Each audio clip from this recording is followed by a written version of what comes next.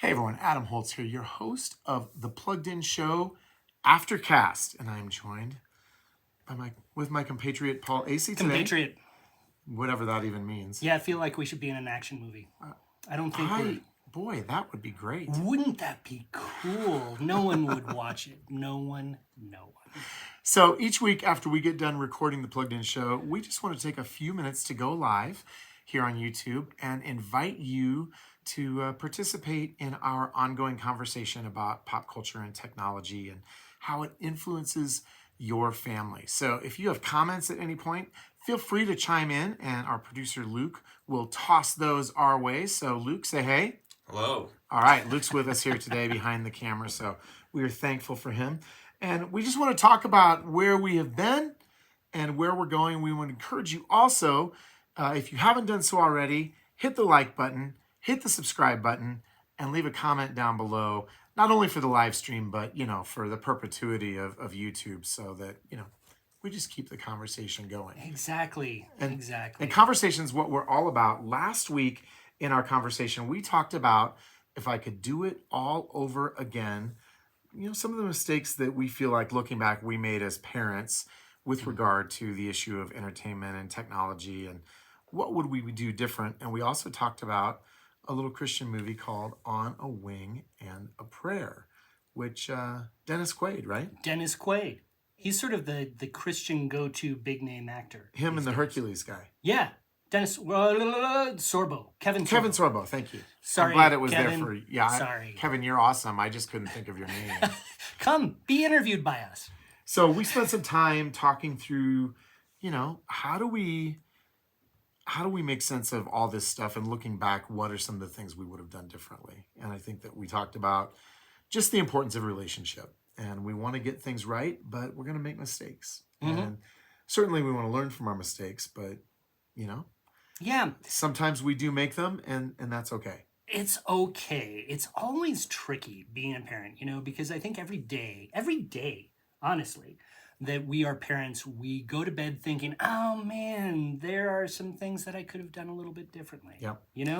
And it's important for us not to kick ourselves for those things. No, or to kick our partners. And certainly. Just kicking in general is Kicking is right bad. out.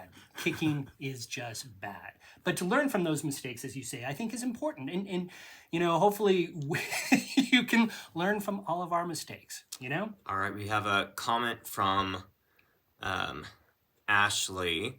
She wants to know, hey guys, thanks for all you do for families. We all know you review bad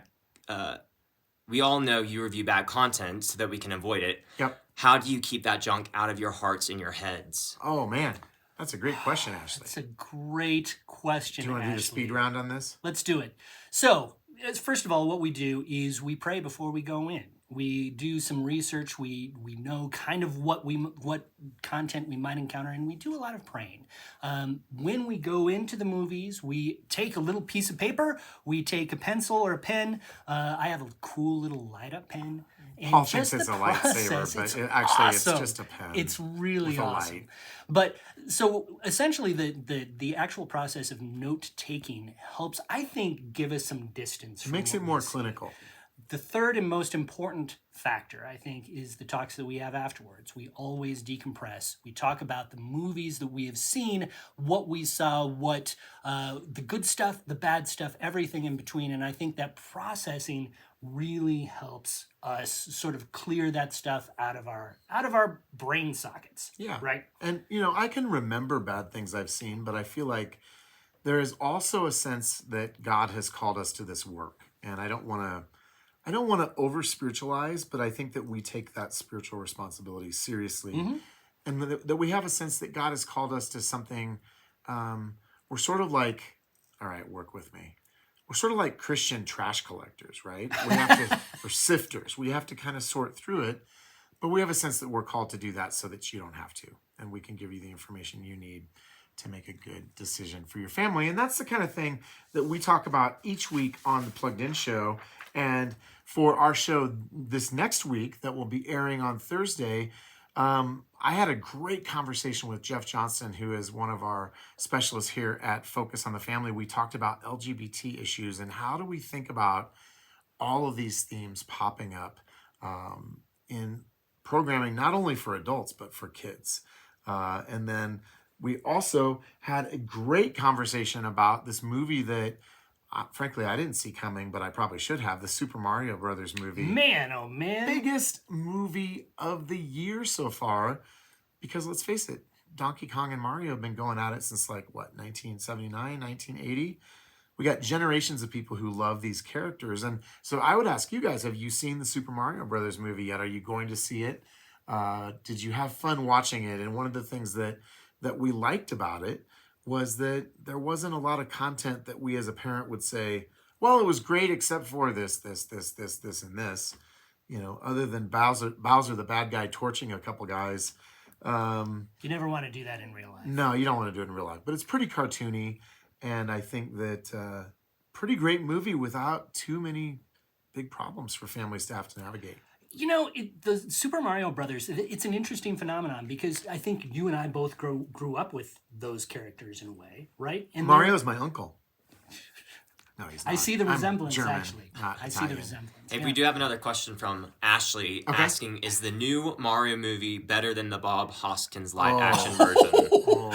Yeah. Oh, Ashley. Yeah. We won't even put them in the same universe. Yes, it's much better. It's much better. And it's also a fairly simple story. It's pretty linear. And so some of the criticisms that I've Just seen like the games. from mainstream critics have been, well, it's too simple. It's too childish. I'm like, well, if I'm a parent with children, that's not a bug. That's a feature. Well, right? Yes and no, right? I think simple stories are good. When I think about Up, when I think about WALL-E, those are complex Now you're going to go stories. all Pixar on me. Yeah. So there Paul you go. will never miss an opportunity To disagree to with talk you. well, that too. See, he won't even let me finish my sentence without finishing it in a way different than I intended it. Thank you, Paul. Anytime. He'll always talk about Up, which is a wonderful children's Up. movie and It's a great. wonderful movie for adults sifting through grief and loss. Man, if someone could go through our podcast and pick out the number of times I've mentioned Up, it would be a lot. We could play Up Bingo. Right? And I think I just filled out my card. There you go. Right there. So that brings us to the end of another episode of the Plugged In Show Aftercast. We hope each week as we do this that you'll get used to us being here and you can join us and toss your questions about entertainment and pop culture our way.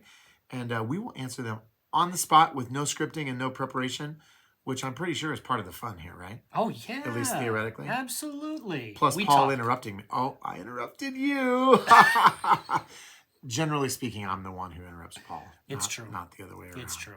So if you like us interrupting each other, mark it on your calendar. We'll be back next week. If you want us to be in a superhero movie together, let us know. Yeah, like what superheroes would we be? Like, I would be Batman and Paul would be Robin. The Bald Brothers.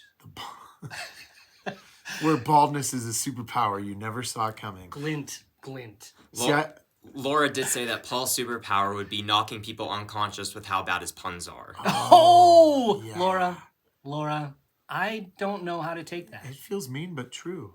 Because sometimes the truth hurts. And with that, I bid you adieu and thanks for joining us today. Thanks.